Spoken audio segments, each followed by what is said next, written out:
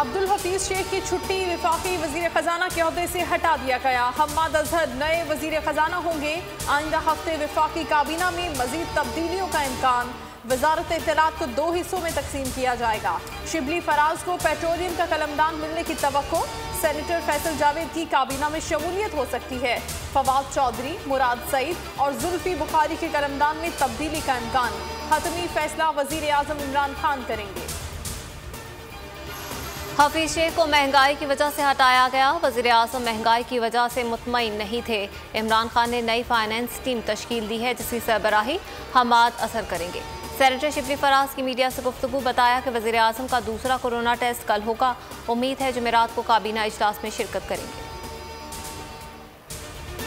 हफीज शेख की बरतरफी दरअसल पीडीएम की कामयाबी है। पीटीआई आईएमएफ के वजीर को ओहदे पर काम जारी रखने के लिए सेनेट में जीत दरकार थी जिसे उनकी शिकस्त ने नामुमकिन बनाया।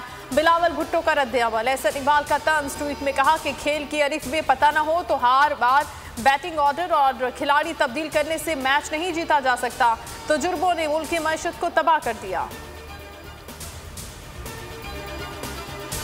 आइन के बकाया निज़ाम नहीं चल सकता। स्टेट बैंक को IMF का ज़ेली इदारा नहीं बनने देंगे। एहसन इकबाल का कौमी असम्बली में इजहार ख्याल। हम्माद अजहर ने कहा साबिका हुकूमत ने SORs के जरिए टैक्स नाफिज किए। हम कानून और आइन के तहत काम कर रहे हैं। बाबर अवान ने कहा ऑर्डिनेंस ऐवान में पेश किया जाएगा, इस पर बहस होगी।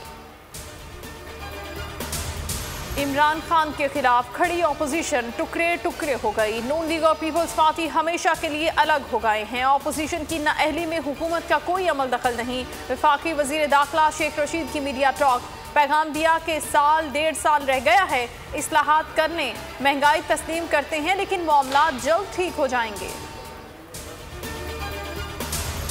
अपोजिशन के पास 57 अरकान हैं तो पीपल्स पार्टी चेयरमैन सेनेट के खिलाफ तहरीके अदम एतमाद लाए। शाहिद खाकान अब्बासी का मुतालबा। शिकवा किया कि पीपल्स पार्टी ने जो किया वो पार्लिमानी उसूलों के खिलाफ है।